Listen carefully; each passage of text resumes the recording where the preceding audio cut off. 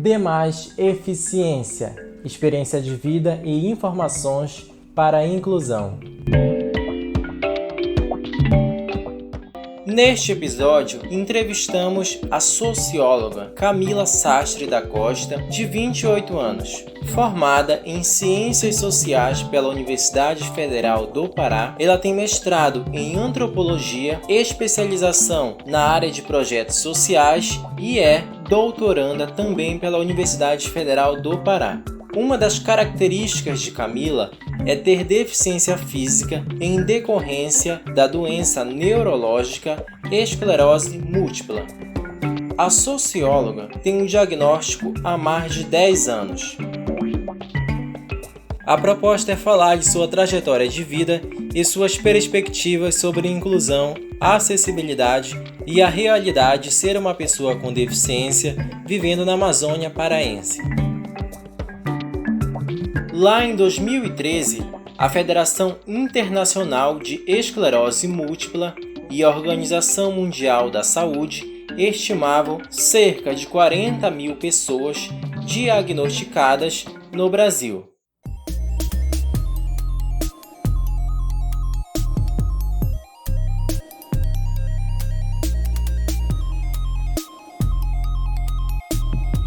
Olá, Camila. Para início de conversa, queria saber um pouco a sua visão conceitual sobre esclerose múltipla. A esclerose múltipla é uma doença autoimune, neurológica, crônica, debilitante ao longo do tempo.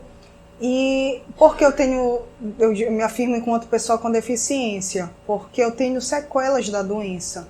Que no caso, a partir da legislação da Lei Brasileira de Inclusão de 2015, eu passei a ser considerada parte desse grupo, pessoas com deficiência, porque incluiu a monoparesia cural direita, que é uma espécie de fraqueza na perna direita, no membro inferior direito. Então, não é a doença em si que é deficiente, né? Mas provoca deficiências em decorrência dos seus agravamentos ao longo do tempo. Na minha dissertação de mestrado, que foi transformada em livro, eu conto um pouco da minha trajetória, né, com esclerose múltipla e principalmente fazendo uma abordagem antropológica, buscando compreender a influência social da doença na vida de mulheres especificamente, utilizando os marcadores sociais da diferença, né, metodologia interseccional como forma de análise de raça, gênero, classe social, para mostrar que as nossas trajetórias não são iguais, que cada pessoa lida de forma específica com a doença e tem suas peculiaridades. Continuando no quesito trajetória de vida, como foi a sua infância e adolescência?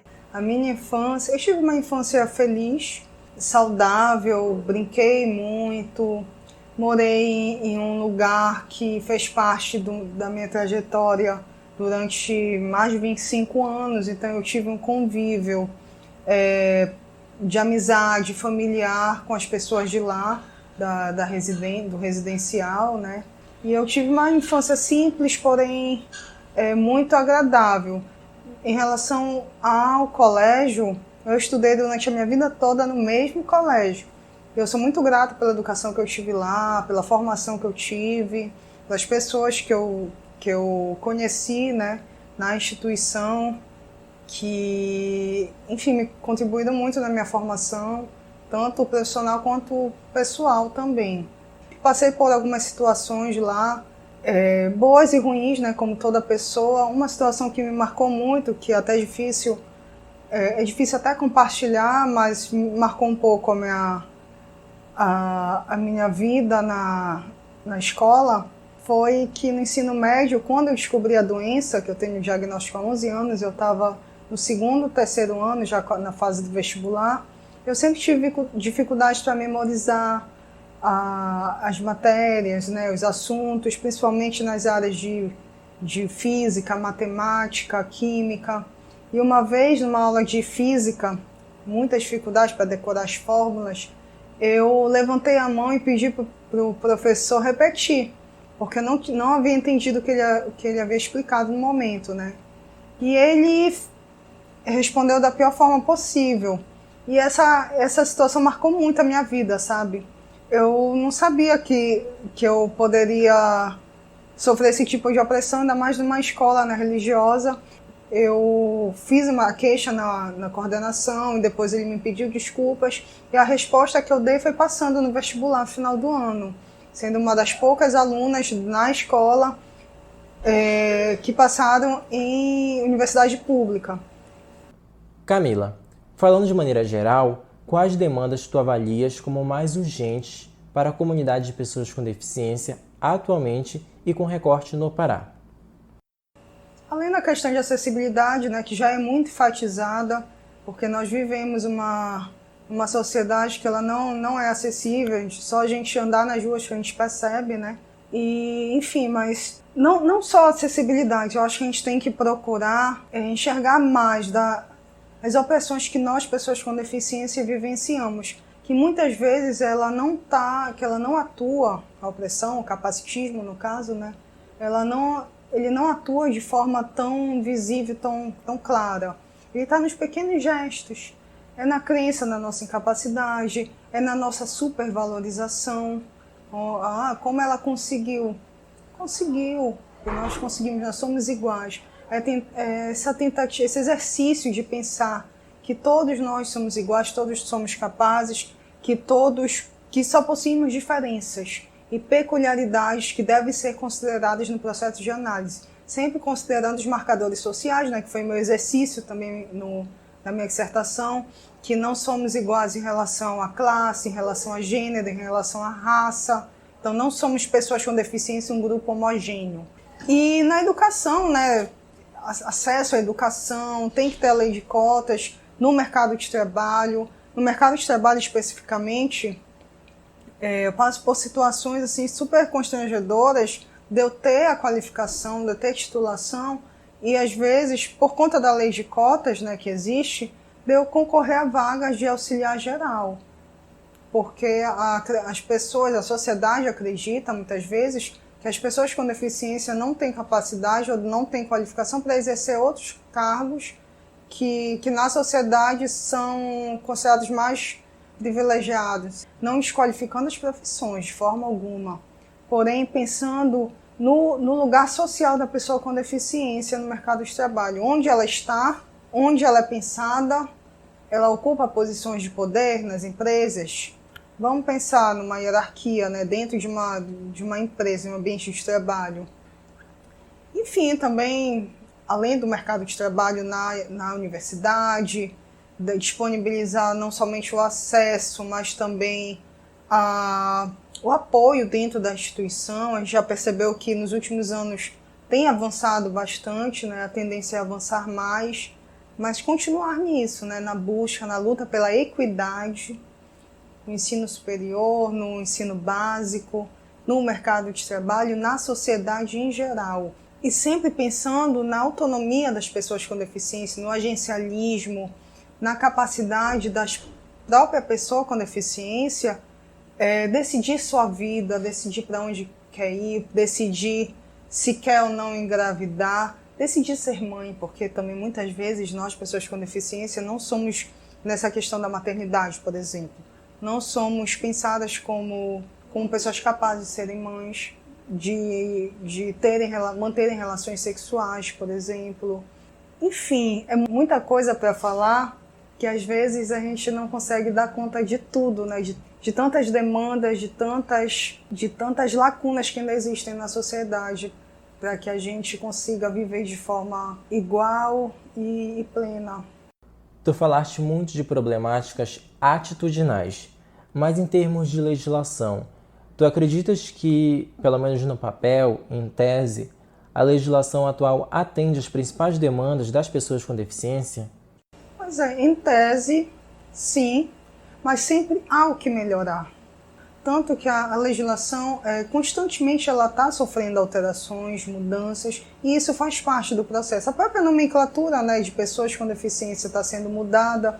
Enfim, a gente vive numa sociedade, num mundo que é preciso viver essas transformações, né, que é algo extremamente comum. E sobre o que você falou das barreiras atitudinais, né, como eu bem ressaltei, a questão da falta de acessibilidade, da falta de oportunidade que dão para as pessoas com deficiência, eu posso ressaltar também as opressões que nós vivenciamos diariamente. Que a opressão, né, contra a pessoa com deficiência, ela tem nome. Ela tem nome e ela se chama capacitismo. Quando você acha, por exemplo, que a pessoa com deficiência é menos capaz, como eu falei, ou então supervaloriza, ou então não dá oportunidades para ela ser autora da sua própria história, ter sua voz ouvida, ser agente da sua própria vida. É nesse sentido que o capacitismo atua, sabe, de forma bem sutil, mas ele existe. E a legislação, eu acho que deveria contribuir para a legislação, poderia ser a inserção da palavra capacitismo nas leis, de ter bem claro que há nome sim para essa opressão, para esse preconceito que nós vivenciamos diariamente. O nome é capacitismo, incluir nas leis, enfatizar de que forma ele atua, explicar para as pessoas, esclarecer, conscientizar. Eu acho que esse é um caminho também. E de que forma as pessoas podem também se desconstruir, se auto-perceber enquanto capacitistas, já que as pessoas são reflexos da sociedade, né? Especificamente em relação à esclerose múltipla, quais as principais dificuldades que você pode ressaltar? Muitas das situações que fazem parte da minha vivência é porque a minha deficiência, por mais que ela seja física, que é a monoparesia acral à direita, ela não é visível. A esclerose múltipla em si ela não é visível. Então, por ela não ser marcada no meu corpo, não estar marcada no meu corpo, né, de forma clara, que todos consigam reconhecê-la, eu sofro algumas opressões, vivencio algumas situações muito difíceis, como em filas preferenciais, que as pessoas acham que eu estou passando a perna, que, enfim, já fui agredida, já fui vaiada, por não estar aparente, pelo fato da deficiência não ser visível. E isso é uma situação muito difícil, muito mesmo, porque, enfim, tem que ser marcada, tem que estar marcada, tem que estar visível, e nem sempre é assim. Muitas pessoas que não somente que têm deficiência física, mas, por exemplo, a deficiência auditiva é uma deficiência também invisível. Então, acho que a gente tem que tratar as pessoas com mais empatia, mais alteridade, buscando não julgar inicialmente, mas entender a história de vida da outra pessoa. Camila, qual a tua visão de futuro sobre a inclusão social? Tu és otimista? Sou otimista, sabe? Eu busco ser, na verdade, em geral, na minha vida. Por mais que nós não estejamos passando por condições de vida muito favoráveis, né? O contexto atual político-econômico não está colaborando, esses retrocessos, esses cenários de retrocessos, de ataque às minorias sociais, e nós fazemos parte dessa minoria. Eu digo especificamente, por eu ser uma mulher com deficiência, com doença crônica da Amazônia, tem esse marcador social, sim. Para finalizar e considerando a tua trajetória de vida, o que significa para ti o termo equidade? Eu acho que a equidade ela abrange muito mais do que igualdade em si, porque a equidade ela considera as diferenças de cada pessoa, as peculiaridades, as especificidades. A equidade busca a igualdade na diferença. E isso é extremamente necessário no mundo atual e é uma bandeira, sim, a ser levada.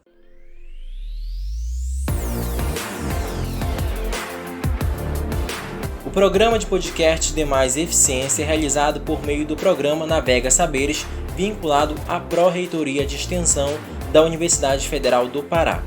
A produção é realizada no âmbito do Núcleo de Teorias e Pesquisa do Comportamento.